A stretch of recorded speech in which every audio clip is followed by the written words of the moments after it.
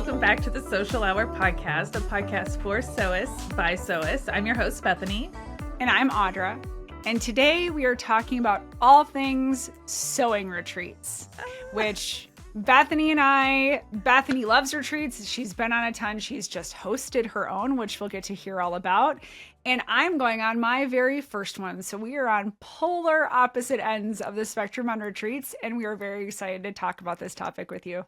I love that we're actually on polar opposite ends of this conversation because there are people like myself who do them, taught at them, host them, and then there's people who have never been on them. And I did a little poll in my stories because there's a lot of people that are interested in them because they're becoming more and more popular. And I asked them to give me their questions, and they gave me some fantastic questions, which actually really very much align with like our talking points of things I wanted to go over about retreats. So I hope my goal with this episode today is that it answers those questions. You feel like you can make a decision that's best for you regarding retreats and maybe get excited. And if you've never heard about sewing or quilting retreats, like this is going to like blow your mind. They're so fun. They're so fun. But we obviously start with an icebreaker question. So let's kick off with that. Okay, so this week's question, and we'd love for you to answer the question in our Social Spotlight. No, Social Sewist. Why did I say Spotlight? Social Sewist Facebook group. So this week's icebreaker question that we would love for you to answer as well is, if you had to leave within the next 5 minutes for a retreat, what project would you take with you? When we had this icebreaker, did a quick scan of my sewing room. The first thing I would grab is this quilt that needs binding on it that I've been procrastinating on for probably 6 months, if I'm honest. Yeah. It might actually be more. I've been procrastinating on it because I have to bury threads and do all these things to get this quilt finished, and I just haven't been excited about it. So the first thing I would grab would be that quilt so I can get the binding on it because I'll be in a communal space and it'll force me to get it done. And quickly following that, I store all my sewing projects in bins with all the materials needed for them. So I'd probably just go snag a bin and dive in. It could be anything. I keep everything all You're so organized. Together. Yeah, I try. So organized. I try. I love it. No, it's great. I will say like a UFO, like an unfinished project is a great place to start because I think a lot of times we think, oh, it's, that's the last step. I'll get to it when I get to it. But when you're home, there's so many other distractions and responsibilities that next thing you know, it's been 6 months, right? So going to a place like a retreat where there are really no adulting responsibilities outside of sewing, you really can go, okay, I'm going to fit. And then there's the satisfaction of finishing it. For me, I love to grab anything that's a kit. I love buying kits. I love how everything kind of comes with a kit. It takes some of the guesswork out of it. I don't have to worry, did I forget to pack a supply that I need for that project because it's all in the kit for the most part. So for me, a kit is or pre-cut fabrics. Pre-cuts, you can easily just whip up something. So those are usually things that I'll grab as like backups. And I also grab those for when I go to like sewing club on Saturdays, like once a month, and those kind of things to have something to work on. Let us know what you would grab or what you have taken to a retreat if you've gone to one. Now let's kind of dive into retreats. And this is, like Audra said, a topic that I love very much. I love retreats, but I think the first thing we need to know is a sewing retreat even right for me? Like, should I even consider a retreat?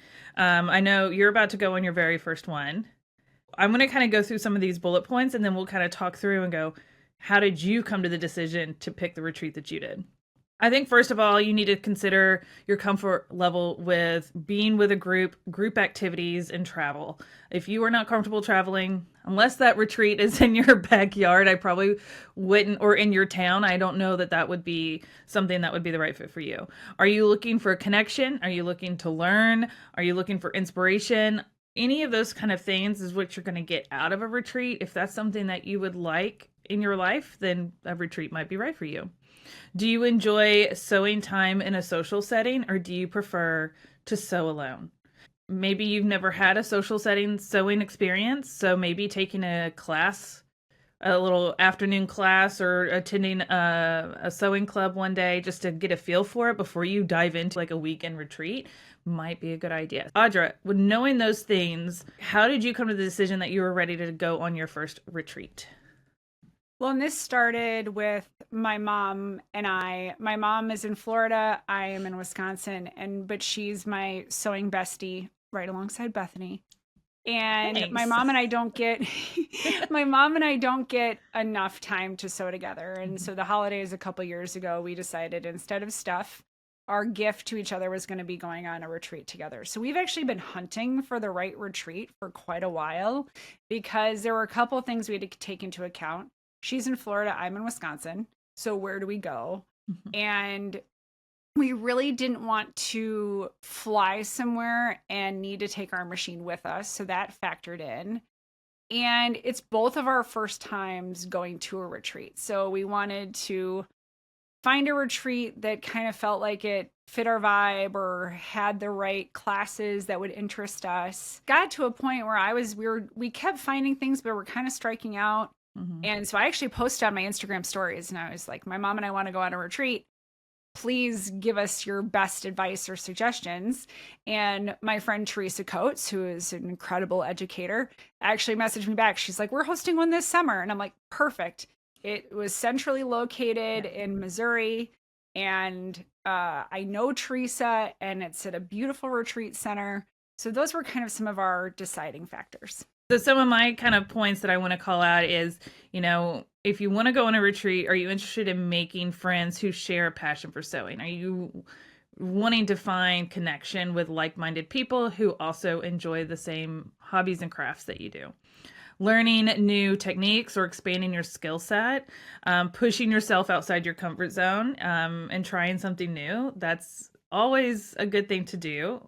If you're ready, and enjoy uninterrupted sewing time in a relaxing or inspiring environment where you have someone or other people that can help you out if you get stuck or have questions.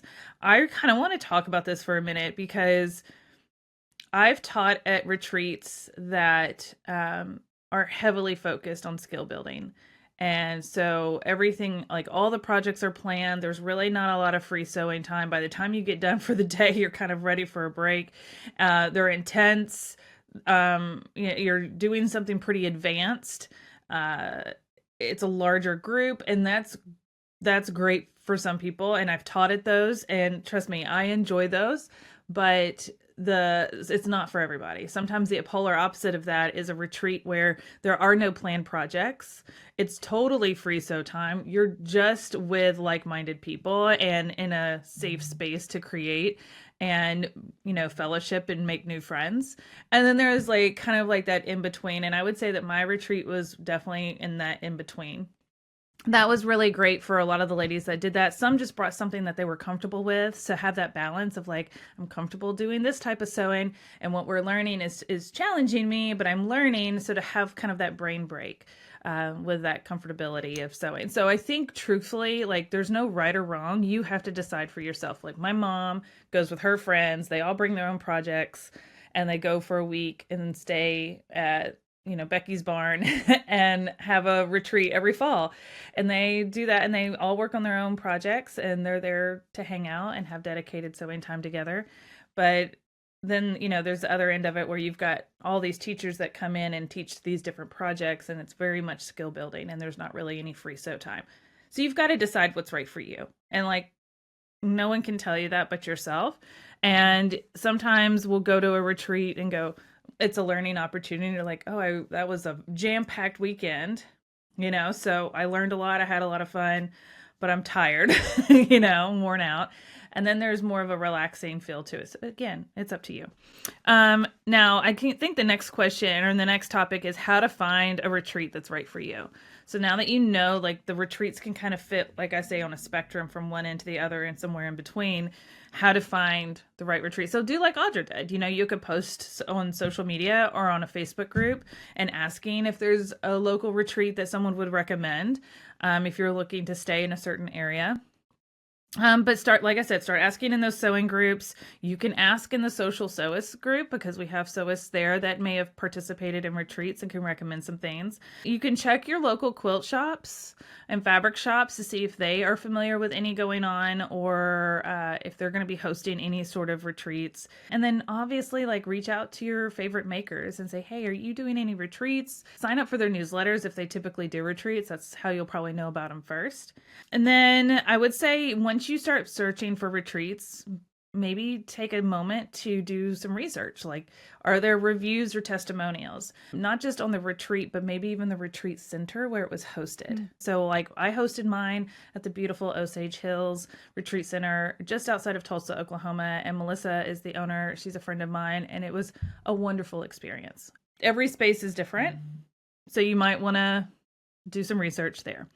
Maybe research your host's style or teaching philosophy. If this is someone that you've never learned from or followed before, you might want to follow them for a little while before you invest in a retreat.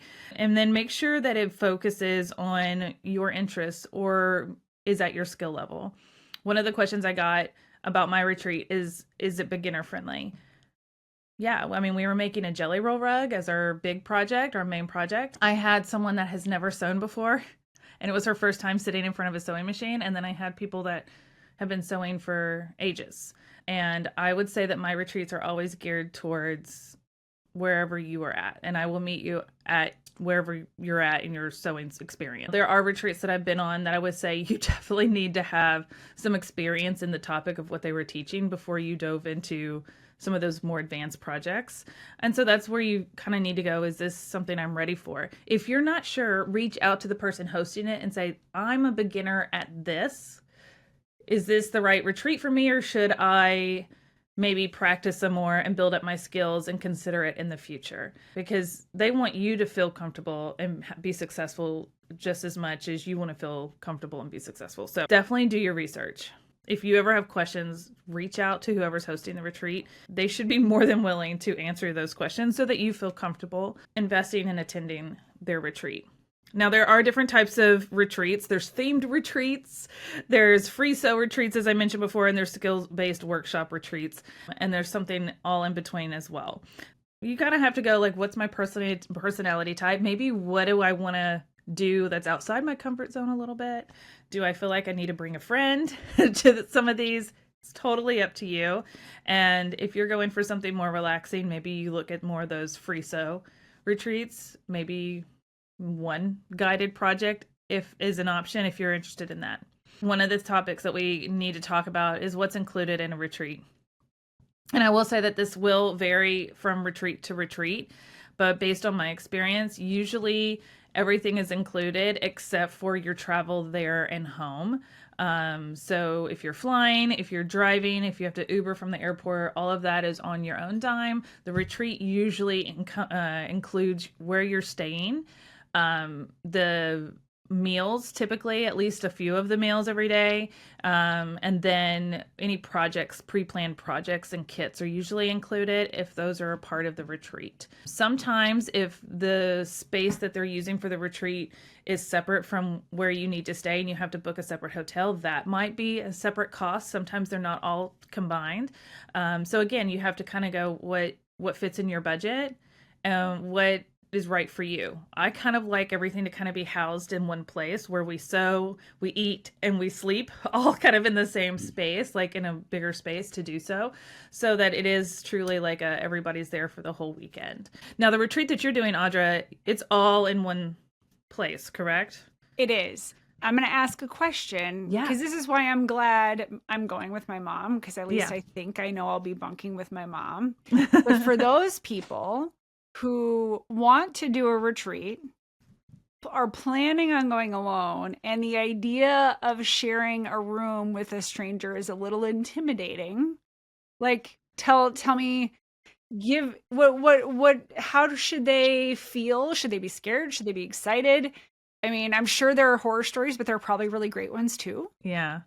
I this actually came up a few times in my questions that I got. They're unsure about a shared sleeping arrangement. There's a couple things. Obviously, if you're not traveling with a friend or you don't know someone else who is going to be there that you would feel comfortable rooming with, some of the retreats that I've taught at have given a few options for people to book a single room. It may cost more for you to do so, and there may be only a few available. A lot of times they kind of prioritize those to people who have disabilities or have a handicap and they need those spaces. But if they have extras and someone is willing to pay a little extra for not having a double room and having a private room, some situations can accommodate that. It truly just depends on the retreat center. And again, you will need to ask that information of who's hosting. Again, it's what you're comfortable with. I think you have to decide that for yourself. I will say if you are going to attend a retreat where there is a shared space, and I have myself, I've bunked with people that I did not know until I walked into the room. I was like, hi, I'm your roommate for the next 2 or 3 nights.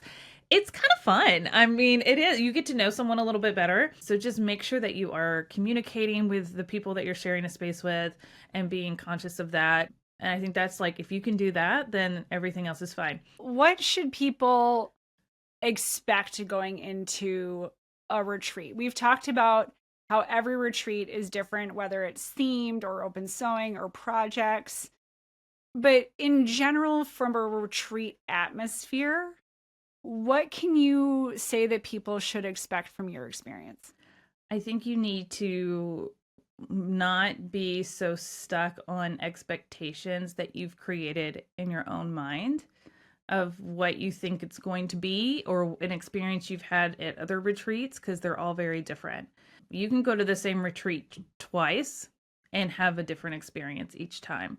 And that really is a variable of those attending. So you have to be respectful of each other. Know that you are in a shared space. You're going to be sewing in a tighter quarters than probably where you sew at home. You're going to have probably some shared tools like ironing stations, cutting stations, those kind of things that you're going to have to be patient and wait a turn. Just know that it's not a rush to get through the projects, to take your time. If you work ahead and you want to go take a break for a little bit, just let the teachers know and say, hey, I'm, ahead at this point. I'm going to go take a little walk outside and stretch my legs. Cool. Like, they don't mind. They want you to work at your pace, but they also don't want people to distract each other. I think the biggest thing is if you're respectful to others, then you'll have a great time. Don't feel like you have to set expectations of, I have to do this and I have to keep up and I have to do that. It's okay. Say, hey, I'm a little behind. Can you come help me? Like, I feel like you'll find that the community is really there to support you and everybody wants you to be successful, not just the host or the teachers. So I think expectations, just know that you also can only control your environment and not what other people say or do. If you're running into any issues or you feel like you need to move to a different station because maybe you're just not vibing with your buddy at your table or whatever, like, that's okay. You just need to communicate that, because at the end of the day, nobody's going to know but you if you don't say something. So that kind of covers like what to expect, but also like that shared space etiquette. Not just in the bedroom where you guys are all bunking and having happy sewing dreams, sharing spaces in the bathroom, sharing spaces in the kitchen. If there's meals that you're preparing or meals are being prepared, cleaning up after yourself, keeping your space tidy. That is being, having good etiquette for those around you. Well, and I think you also have to remember, because I think when we're looking at this, at least I personally, I'm realizing that it's also vacation. And I don't think I ever put those 2 and 2 together. Like, I think sewing retreat and then I think vacation, I think 2 separate things. But I think you really approach it a lot of the same way as you would approach a vacation you're booking. Do you want to go to the beach or do you want to go museum hopping? Do you want to be like, do you want to learn or do you want to be free flowing? And then think about it the same way you would when you're on vacation, is you're going to get out of it what you put into it. So you're going to be respectful of the people who are around you on vacation. You're going to be respectful of the hotel you're staying in on vacation. It's kind of that same mindset.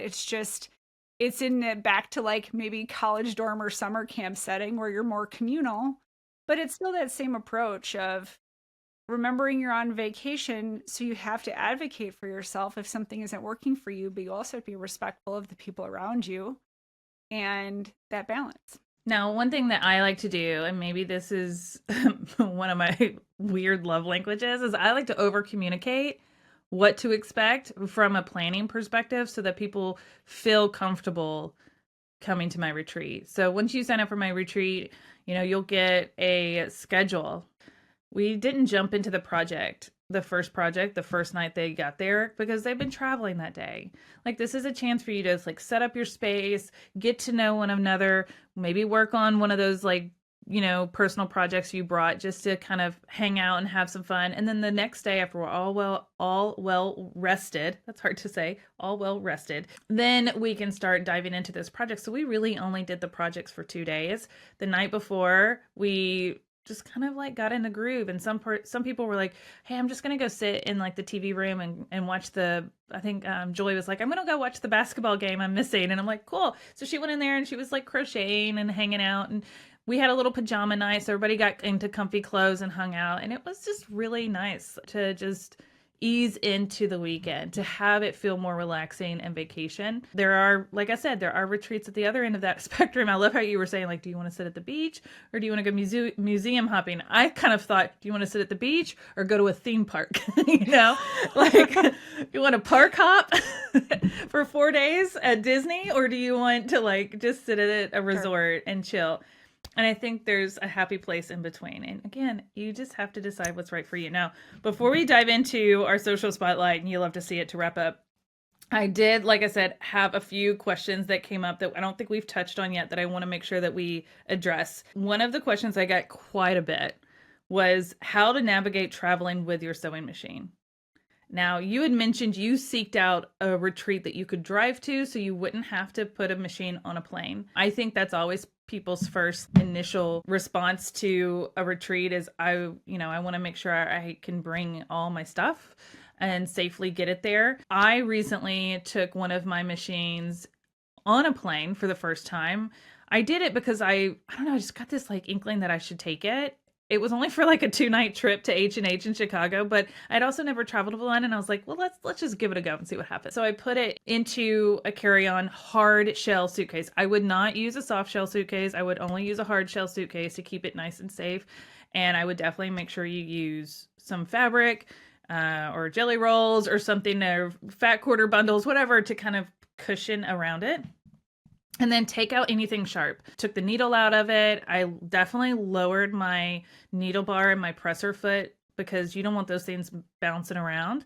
I didn't have an issue getting it onto the plane, putting it in the overhead bin, and then checking it, getting it and going through security. I mean, I didn't check it. I went through security with it. Funny story, when I went through security in Nashville, it's my first time. And all I had with me was like my backpack with my laptop and this carry-on suitcase that literally just had fabric and a sewing machine in it.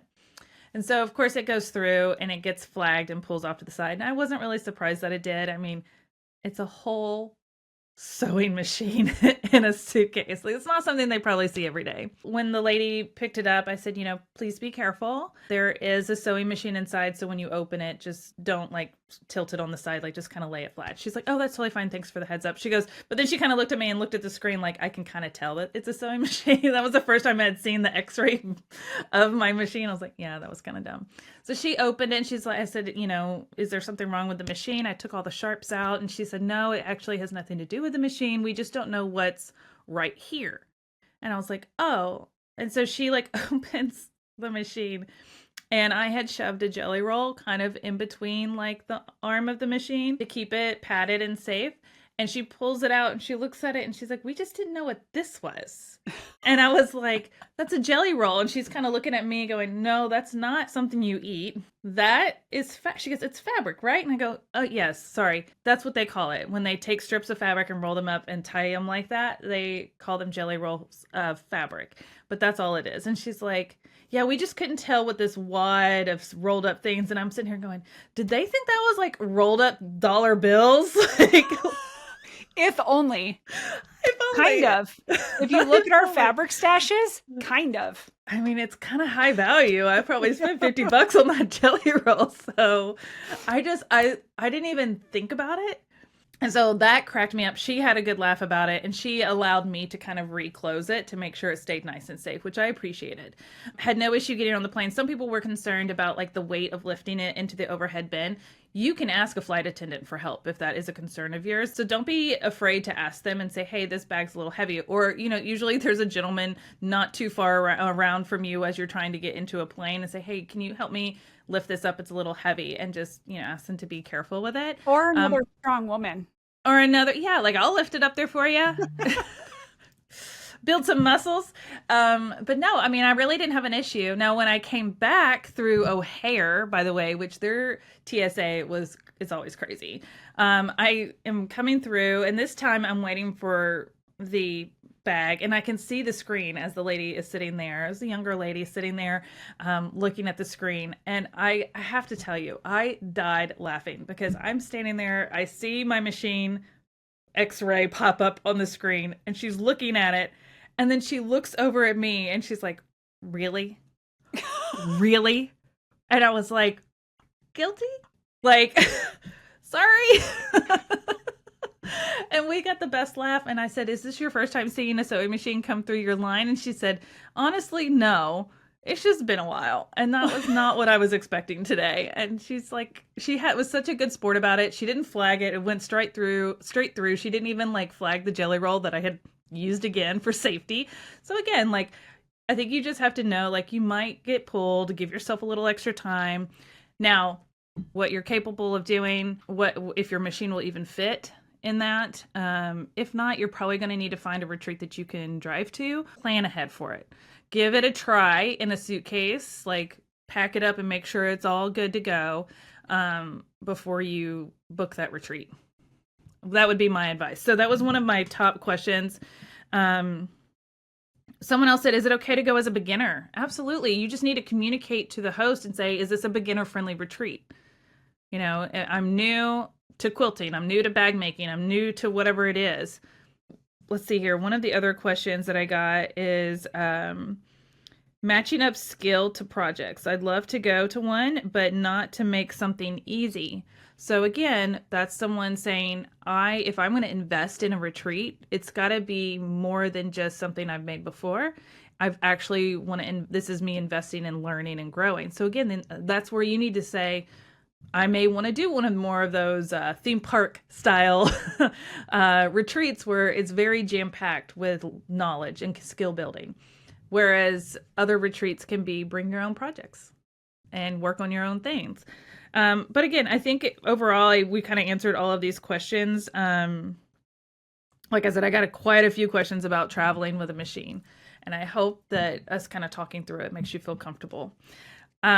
We've talked a lot about retreats today. If you have any other questions about retreats that we did not cover, or maybe it sparked a question from our conversation that you would like to have answered, please go over to our Facebook group, the Social Sewist Facebook group. Ask to join. We would love for you to share those questions in the episode thread from this week's episode.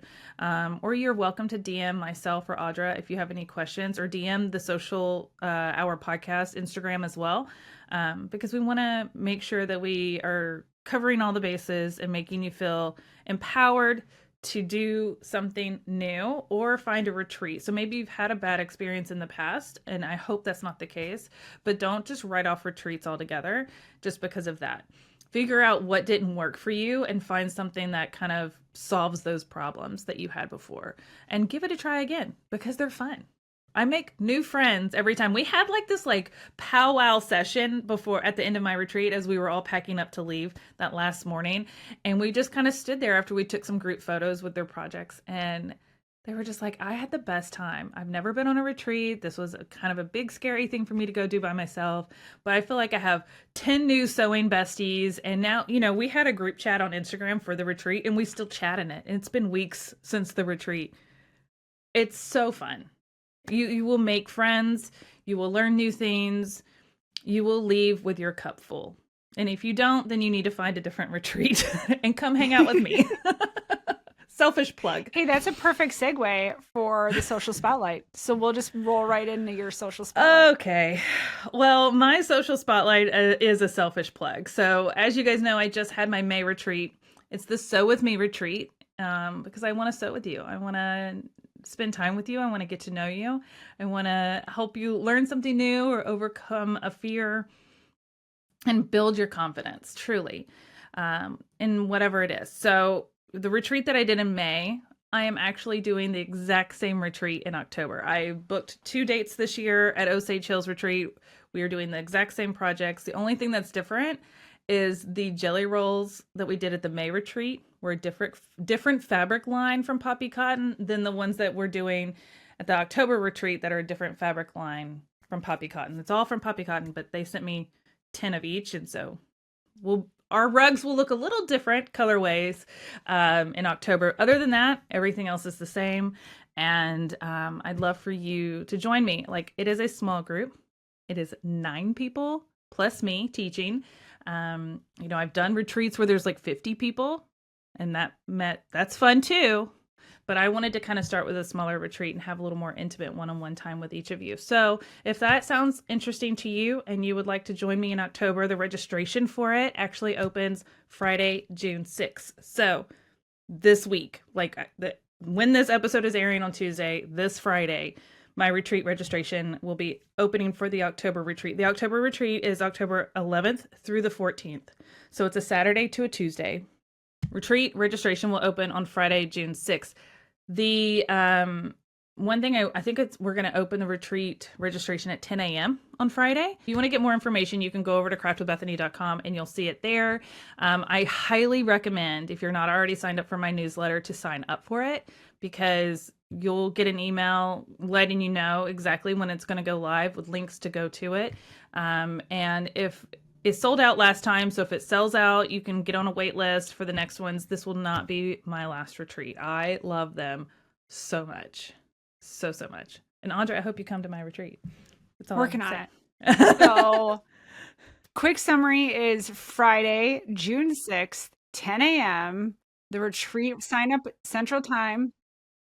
The retreat sign up is opening for your retreat on Saturday, October 11th through Tuesday, October 14th in the beautiful Osage Hills Retreat in Oklahoma. I know. I'm so excited. My social spotlight, I love labels in my projects. And one of my favorite label companies is called Intensely Distracted. It's a small business owned by a woman named Simone. She's got such great woven labels with great names on them, great designs. She's got some kitschy things that I really enjoy. So that's my social spotlight, is Intensely Distracted, and we will put it in the show notes. Yes, and we'll put a link to the woven labels in there. We'll also put a link to my website for the retreat if you're interested in either of those. Let's talk about our You Love to See It and wrap up today's episode. So what is your You Love to See It? My You Love to See It is letting go of things that don't serve me. I'm working on the less but better approach. And so kind of doing some mental spring cleaning as well as physical spring cleaning. And so that's the approach I'm taking, is just a little bit of evaluating what's on my plate across the board and deciding what serves me, what doesn't serve me, and focusing my energies in areas that it does. Mm-hmm. And just always remembering less but better. And I think the key is not feeling guilty if you're letting something go that doesn't serve you anymore. Because sometimes I think we feel tied to continuing to do things because we feel we should, or we feel it's expected, or someone else wants us to. So I'm trying really hard to just not feel guilty about letting go of the things that don't serve me but might serve others. Mm-hmm. Yeah. So what do you got? Well, I'm so glad you asked. I have a nerdy moment for the both of us. And this is really a shout out to our listeners. Specifically, I will say our listeners over our watchers on YouTube. We love our watchers on YouTube, don't get me wrong, but these stats that I'm going to share, some nerdy stats, are a shout out to those who listen. Our podcast is just a few episodes in. This is episode 12. When I pulled these numbers, we were 10 episodes in. Only 10 episodes. We are just shy of 3,000 downloads in 10 episodes. And if you don't know, with podcasts, That is a lot in a short amount of time, especially a podcast that is just organically done. We don't pay for ad space or anything like that. It is just you guys listening, showing up every week, sharing, engaging with our content, commenting on our YouTube. It's getting the word out there, and we really, really appreciate it. We get comments every week on our podcast over on our YouTube video version saying, I just found you guys. Like, I'm so excited to hear about you. I love this podcast. I can relate to you guys. And so that feedback means a lot. But to the fact that we've had so many downloads, we have been listened to in 22 different countries around the world, which is so cool. So cool. Obviously, the United States is our top country. That's where we're based out of, and most of our followers are based from Canada, Australia, United Kingdom, Netherlands, Germany, Denmark, Portugal. Tell my favorite. Which one's my favorite? Italy. Incredibile. We are so grateful for you. Keep listening, keep sharing. We love that not only are we connecting with local SOAs in our social channels or in our own backyards, but around the world. Thank you. Thank you, thank you, thank you. We can't thank you enough. Yeah, we really, truly can't thank you enough. And if you go back to episode 1 on how Bethany and I started this and how we just dove in, and like Bethany said, we're a few episodes in, and to know that what we're discussing is impactful for people, and we want to hear from you. If there's topics you want us to discuss or cover or questions you have, please reach out. We would love to work in those things for you. If there's guests you want to hear from, we would love to reach out to them and get them on board. We are just so excited to be here every week and connect with you and share our passions and life with you.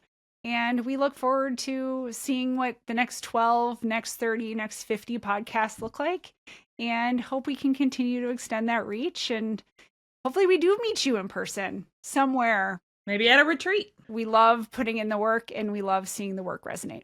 We are so grateful for you, and we will be back next week with an episode all about finding your sewing style. And until then, happy sewing, guys. Happy sewing.